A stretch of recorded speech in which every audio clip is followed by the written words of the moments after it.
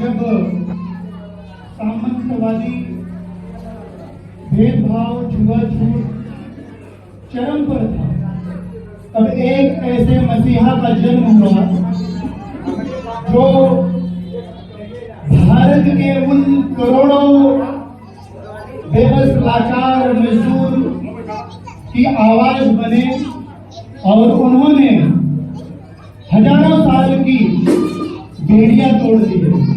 ऐसे महामानव को आज उनका जन्मदिन है। सबसे पहले करुणा के सागर तथागत भगवान बुद्ध को नमन करते हुए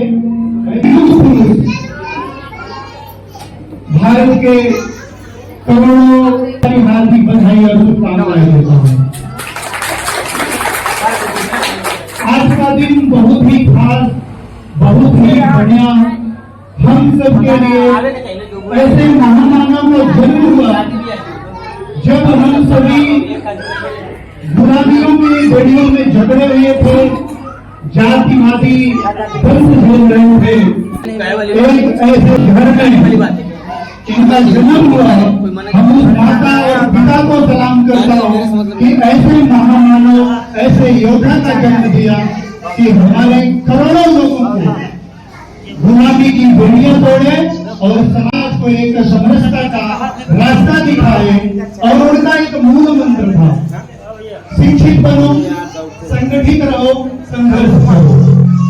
और हमारे लोगों को ऐसा इतिहास बनाया और हमारे उन सभी देश के जो हमारे पुरखे थे उनको मौका मिला, उनके पुरखे को मौका मिला तो उन्होंने गीता, रामायण, उपनिषद, मनुस्मृति जैसे क्रूर विकृति वाला संविधान बनाए।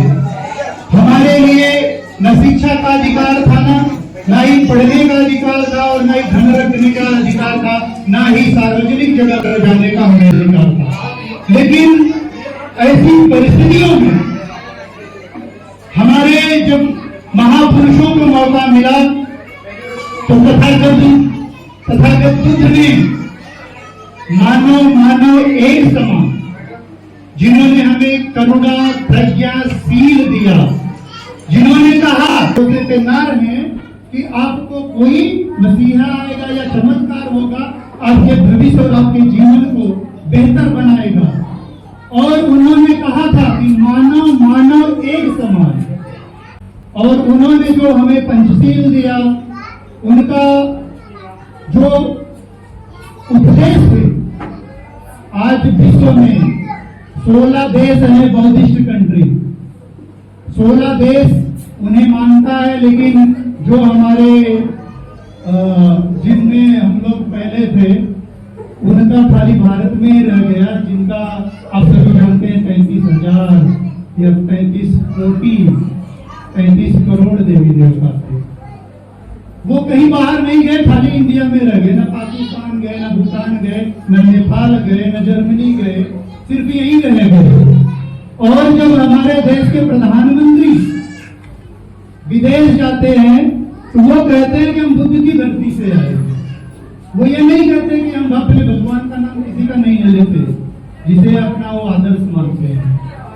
सबसे बड़ी बात यह है कि तथागत बुद्ध का विचारधारा पूरा विश्व मानता है और पूरे विश्व में इनकी ख्याति है, हर लोग इनको पहचानते हैं।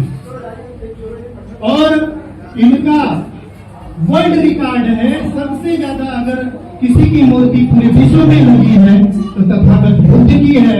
और दूसरे नंबर पे अगर बाबा साहब एक ऐसे महामानव हैं जिनका जीवन संघर्ष भरा रहा। बचपन में जब पढ़ने गए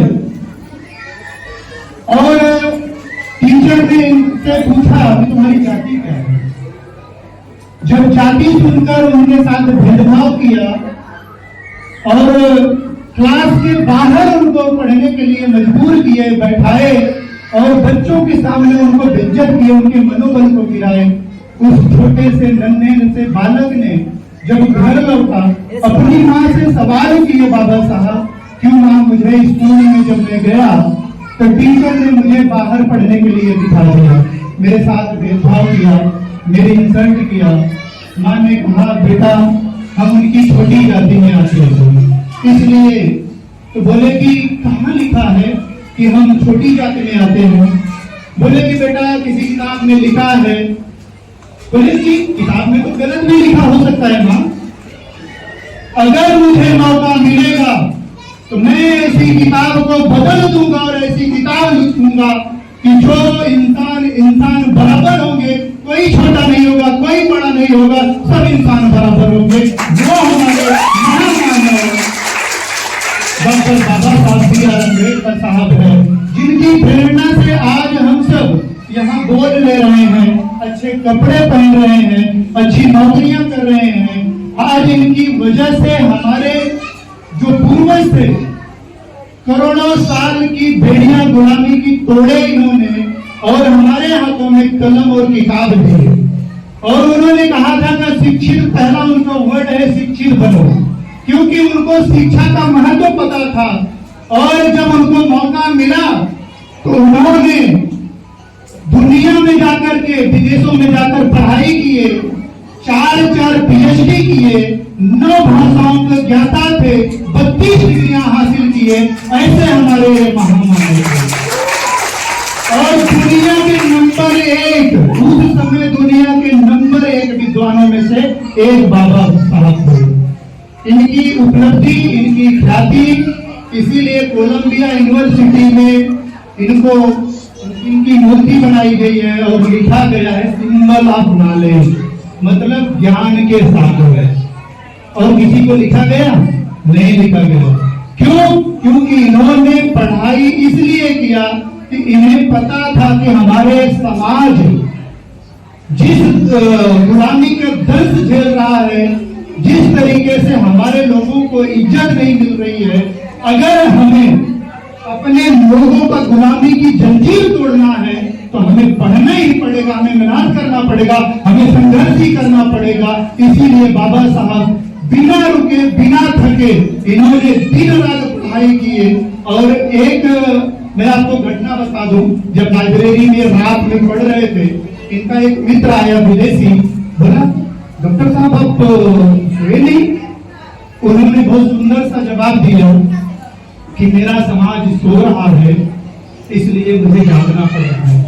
जिस दिन मेरा समाज जाग जाएगा, अपने अधिकार के बारे में जागरूक हो जाएगा और अपने अधिकार को छीनने के लिए खड़ा हो जाएगा और अपने ताकत को पहचान लेगा, और जब हमें हमारे लोग इस देश में 90% हैं, अगर वो एक हो जाएंगे, उस दिन मुझे चैन आएगा।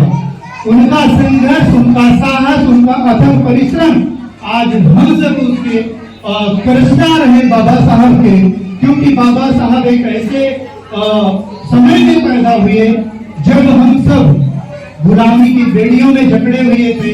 अगर ये गुलामी की बेड़ी नहीं तोड़े होते तो आज हम सब कहाँ होते? कल्पना करो, जब हम गंदे तालाब का पानी नहीं पी सकते थे, सार्वजनिक जगह पर जा नहीं सकते थे, ऐसी गुलामी की बेड़ियां तोड़कर महामानव ने हमारे लिए वो काम करके दिखाया जो सदियों से कोई नहीं कर पाया। न कोई अवतारी पुरुष किया, न कोई हमारे लिए ऐसा पुरुष आया जो हमारे गुलामी की बेड़ियों को तोड़ सके, हमारे अधिकारों को दिला सके।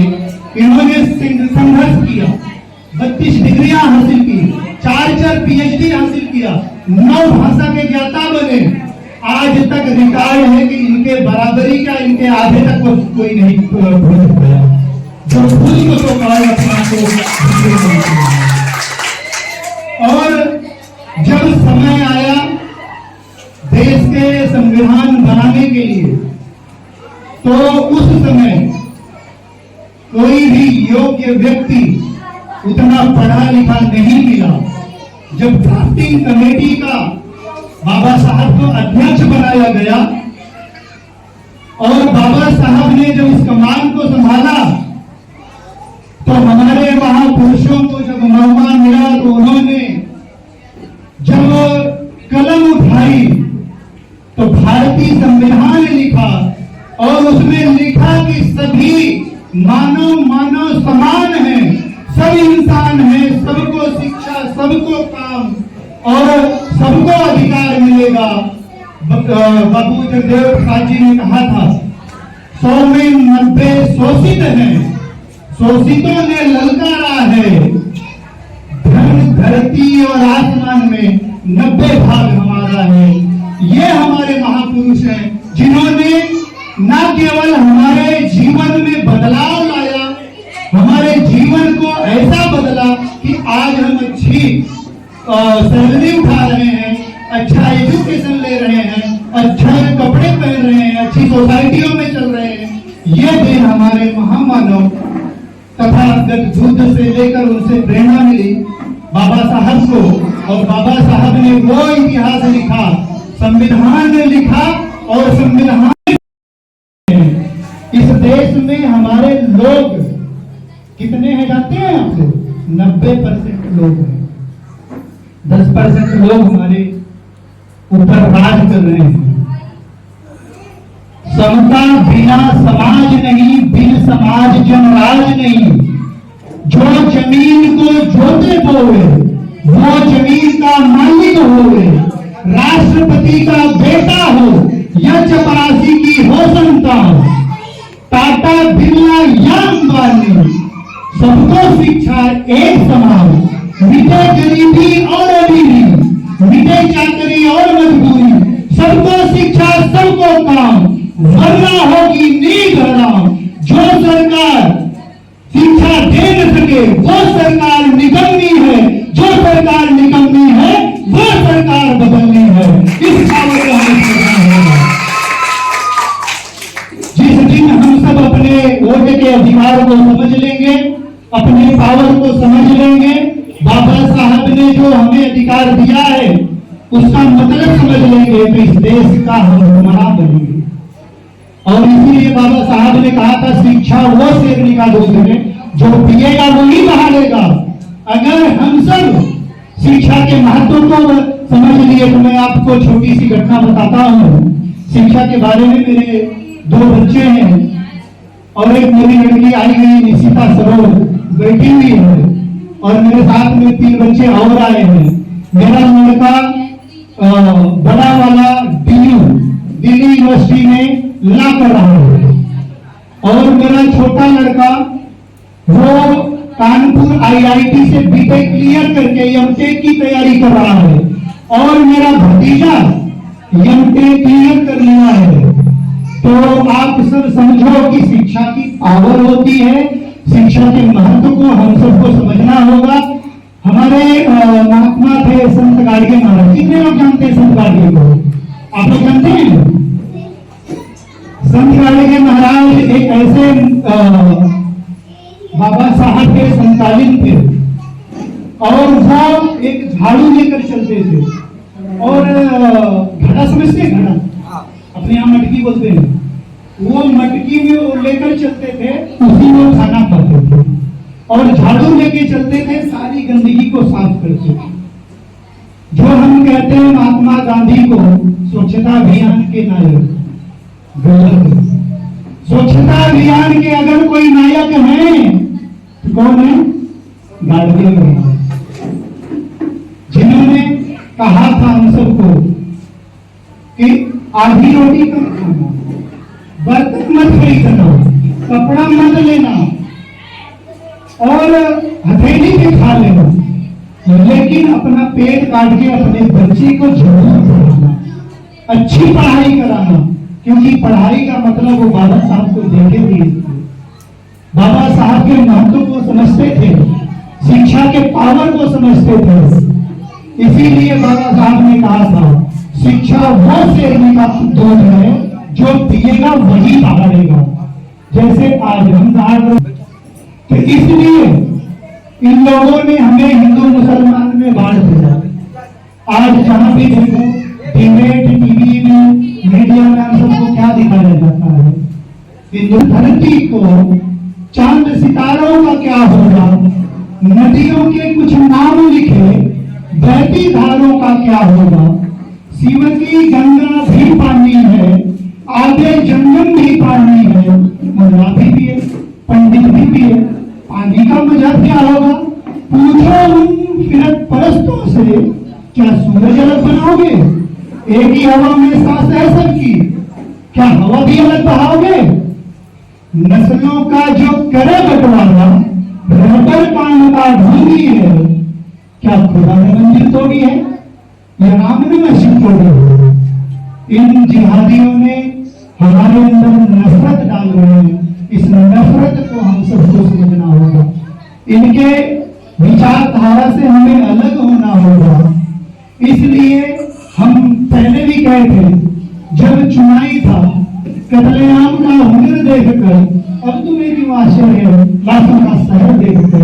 आज देख लो पूरे उत्तर प्रदेश में कभी हमारे भाइयों को इनकाउंटर कर दिया जाता है, कभी रात को गिरफ्तारी हो जाती है तो सुबह पता चलता है कि थाने में उसकी मौत हो गई।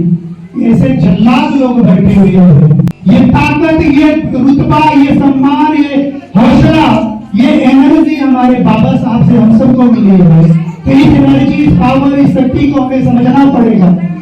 इसलिए इल्म की तासीर जो गुरूर में बदली, देश की गुरूर सियासत महज दस्तूर में बदली, सत्ता सियासत महज दस्तूर की निकली। इस हुक्मरान को हम कहेंगे कि बड़ा बेनूर और बेऔलाद हो। क्यों? क्योंकि जो बैठे हुए योगी जी हैं उनके कोई है क्या? मोदी जी के कोई है? तो हमारे परिवार के लोगों के दुख दर्द को, उनकी गरीबी को, युवा बच्चे जो छात्र हैं वो आत्महत्या करने के लिए मजबूर हो गए हैं।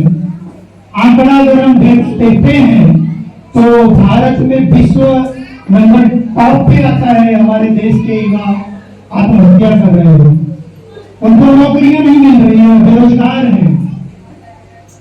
पहलवान बेटी दिल्ली में आमरण अनशन की, वो उनको अधिकार नहीं मिला।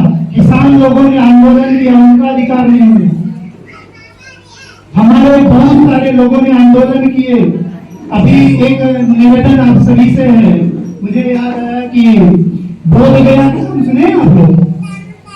गया में, बिहार में आता है बोधगया, वहां आमरण अनशन हो रहा है। बुद्धि मंदिर का एक 1949 में बीपीएमसी एक एक्ट बनाए थे अंग्रेजों के जमाने में, उसमें 9 लोग रहेंगे। 9 लोग में कौन कौन लोग हैं? 4 हिंदू, 4 बौद्ध, 1 कलेक्टर। आप ये बताइए, मस्जिद में कौन रहता है? मुसलमान। चर्च में कौन रहते हैं? पादरी। और गुरुद्वारे में कौन रहते हैं? सिख रहते हैं। हिंदू मंदिर में कौन रहते हैं? हिंदू। तो बौद्ध मंदिर में हिंदू क्या कर रहे हैं? उन्हें हटना चाहिए कि नहीं हटना चाहिए? आप सब बताइए, हटना चाहिए? से बोलो, हटना चाहिए नहीं हटना चाहिए? बोलो हाँ, हटना चाहिए, बोलो ना। अरे धक्का से बोलो भाई। महाबोधि विहार हिंदुओं से खाली होना चाहिए कि नहीं होना चाहिए? बीपीएमसी एक्ट हटना चाहिए कि नहीं हटना चाहिए? तो हम सबको आवाज उठाना है। अगर आप लोग फेसबुक यूज करते हो तो आज से ही ट्रेंड चलाओ, बोधि महाविहार बौद्धिस्टों का है, उनका बौद्ध विहार खाली करो और आप अपने मंदिर को लो। हमारे लोगों का, विश्व के पर्यटक वहां आते हैं क्योंकि वही हमारा तथागत बुद्ध को ज्ञान वहां प्राप्त हुआ और वो बुद्धिस्ट का महाविहार है और विश्व में उनकी जो छवि है बोधि विहार का बहुत ही आदर्श मानते हैं। विश्व के पर्यटक वहां आते हैं, लेकिन वहां के पंडित पुरोहितों ने क्या दिखाते हैं? अरे ये शंकर भगवान है, ये देवी है। अरे वो उनको देखने नहीं आ रहे हैं तथागत बुद्ध के बारे में, क्योंकि उन्हें पता है इतिहास, वो महामानव के तथागत के बारे में जानते हैं, इसलिए वो उनको देखने के लिए आते, उनके दर्शन के लिए आते हैं। इसलिए बीपी एक्ट खत्म होना चाहिए और जैसे मस्जिद में मुस्लिम को अधिकार है, सिख को गुरुद्वारे में अधिकार है, चर्च में पादरी का अधिकार है, वैसे हिंदू को मंदिर में अधिकार है, तो बुद्धिस्टों को बुद्ध विहार में अधिकार है। तुरंत खाली करो। हम आज बाबा साहब के जन्मदिन पे हम सब ये प्रण लेते हैं, जब तक महाबोधि विहार को मुक्त नहीं करा लेंगे तब तक हम आंदोलन से पीछे नहीं हटेंगे। ये हम सब आज यहाँ से प्रण और कसम लेते हैं। आप लोग तैयार हो क्या? जोर से बोलो, तैयार हो क्या? बहुत बढ़िया। तो ये संदेश महाबोधि विहार तक जाएगा।